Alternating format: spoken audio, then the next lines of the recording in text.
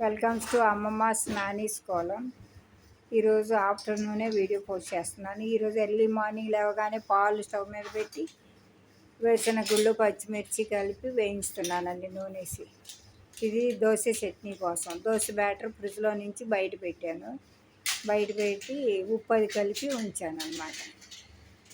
అది ఈ రకంగా టీ కూడా పెట్టుకున్నానండి. పాలు కాగానే టీ పెట్టుకుని దోశ బ్యాటర్ కూడా సాల్ట్ కలిపేసి అక్కడ పెట్టుకుని ఆ తర్వాత వరండాలో కూర్చుని టీ తాగుతూ ఉంటే ఏంటి ఇంకా జత్వికి లేగలేదా అని పక్కన వాళ్ళు అడుగుతున్నారు. లేచి మరలా పడుకున్నాడండి. సరే వాడిని పడుకోబెట్టే క్రమంలో నేను కూడా కొంచెంసేపు పడుకున్నాను, లేట్ అయింది ఈరోజు అని అన్నాను. జత్వికి ఈరోజు ఎన్ని గంటలకు లేచాడు అనుకుంటున్నారు? 9. ఈలోగా నేను బ్రౌన్ రైస్ కినోవా రెండు కలిపి నానబెడటానికి కోసం కడుగుతున్నానండి. శుభ్రంగా 2-3 సార్లు కడిగేసేసి ఆ తర్వాత వాటర్ పోసి నానబెట్టి ఉంచుతాను. ఈ గిన్నె అండి గంజి ఉంచడానికి చాలా బాగుందండి. ఇది 3 సెట్గా మా బాబు తీసుకొచ్చాడు హైదరాబాద్లో. తీసుకొస్తే మా కోడలు అత్తయ్య మీరు వండుకోవడానికి బాగుంటుంది, చిన్నది మీరు తీసుకోండి అని అంటే సరే అని తీసుకొచ్చి అప్పటి నుంచి కూరలు వస్తున్నాను. కానీ ఇప్పుడు ఈ కినోవాను బ్రౌన్ రైస్ తింటాం మొదలుపెట్టిన దీంట్లో అన్నం వండుతుంటే బాగా వెయిట్ ఎక్కువ ఉందండి, అడుగు బంధంగాను. చాలా బాగుందండి. గంజి ఉంచుకోవడానికి చాలా హ్యాండిల్స్ ఇలాగా పెట్టుకుని పట్టుకుని చాలా ఇదిగా నచ్చింది, బాగా నచ్చిందండి. కూరలకే బాగుంది, అయితే అన్నానికి ముఖ్యంగా గంజి ఉంచుకోవడానికి చాలా బాగుందండి. అది ఎందుకు ఇచ్చాడు మేము కొనలేదు డిమార్ట్లో. అది చాలా బాగుందండి. అది ఈ రకంగా తర్వాత పప్పు తోటకూర శుభ్రంగా ఉప్పు నీళ్ళలో కడిగేసేసి పప్పు కడిగి దాంట్లో తోటకూర కట్ చేసేసి చింతపండు, ఉప్పు, పసుపు, వెల్లుల్లి, ఇంగువ వేసేసి స్టవ్ మీద పెట్టి ఒక విజిల్ రానిచ్చానండి. రానిస్తాం కోసం అలాగా రెడీ చేసుకున్న పప్పు ఒక విజిల్ వచ్చిన తర్వాత తాలింపు పెట్టుకోవటమేనండి. ఉల్లిపాయ కూడా ఇప్పుడే వేసేసుకోవచ్చు, కానీ ఈరోజు నేను ఉల్లిపాయ వేయలేదులేండి. అది సరే. పప్పు విజిల్ వచ్చేలోగా క్యారెట్లు కడిగి గ్రీన్ లీవ్స్ తిన్నో అంటాడు నా మనవడేమో. కడిగి ఉంచుకున్నాను క్యారెట్లు, కడిగి పీల్ చేసి పక్కన పెట్టుకున్నాను అనమాట.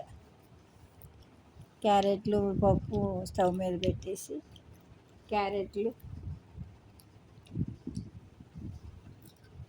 ముక్కలుగా కట్ చేయటం కోసం కుక్కర్ మూత పెట్టేసేసి హాల్లోకి వచ్చేసానండి. హాల్లోకి వచ్చి క్యారెట్లు కట్ చేయటం స్టార్ట్ చేశాను. క్యారెట్లు కట్ చేసినాక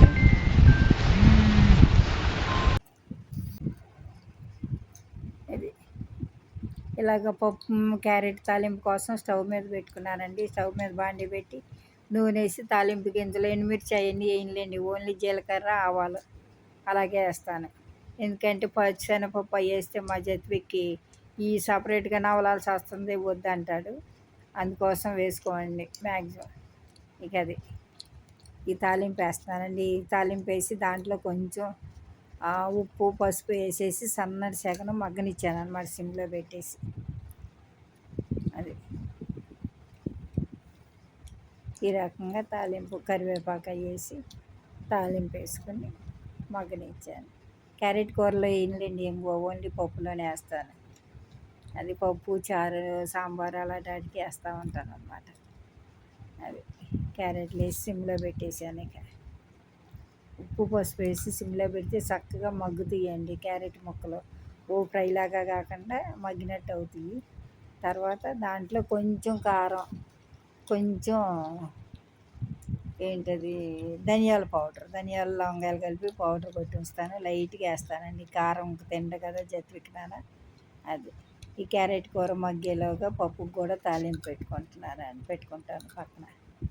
అది పప్పు తాలింపు కోసం చిన్న మూకు లాంటిది ఉందండి డిమార్ట్లో, మా చేసి తల్లి తీసుకో అమ్మ బాగుందని తీసుకుంది. అది చిన్ని దాంట్లో ఇక తాలింపు పప్పు తాలింపుకి రెడీ చేసుకోండి.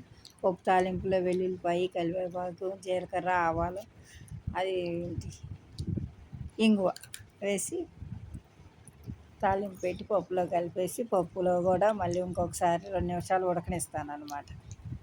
అది పప్పు మెత్తగా చేసి గరిటతో ఇక 2 నిమిషాలు అది ఉడికిన తర్వాత ఈలోగా క్యారెట్ కూర కూడా మగ్గుతుందండి. అయిపోయిన తర్వాత బ్రౌన్ రైస్, ఈ పప్పు తాలింపు తీసేసిన తర్వాత బ్రౌన్ రైస్ స్టవ్ మీద పెట్టాను.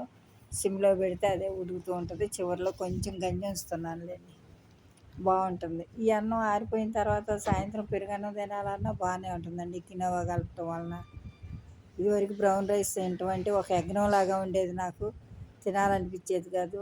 ఎందుకు శుభ్రంగా ఉండన్నాలు ఆ వైట్ రైస్ తింటేనే అని. కానీ ఇప్పుడు ఈ కాళ్ళ నొప్పులు అవి స్టార్ట్ అయిన తర్వాత ఇవి తింటే మంచిది అంటున్నారు బాగాని. మళ్ళా మా వారు ఉండగా రెడ్ రైస్ కూడా తిన్నామండి, నవార్ రైస్ అంట. ఏంటి ఎన్ని రకాల ప్రయోగాలు చేసాము అప్పుడు. ఈ రకంగా ఇలా పూర్తి చేసామండి. ఈ పూట లంచ్ వరకే వీడియో తీశాను. ఇక సరే ఈ నైట్ వరకు ఎందుకులే, ఇప్పుడే వీడియో పోస్ట్ చేస్తానులే అని చెప్పి వీడియో పోస్ట్ చేస్తున్నాను అనమాట. బ్రౌన్ రైస్ కూడా ఉడుకుతుందండి, పెట్టేశాను స్టవ్ మీద. అది ఈ వీడియో కనుక నచ్చితే కనుక మీకు లైక్ చేసి షేర్ చేసి సబ్స్క్రైబ్ చేయండి. చెప్పు, నువ్వు చెప్పు. Okay, bye. Bye. Good night, good afternoon. Good afternoon. Bye.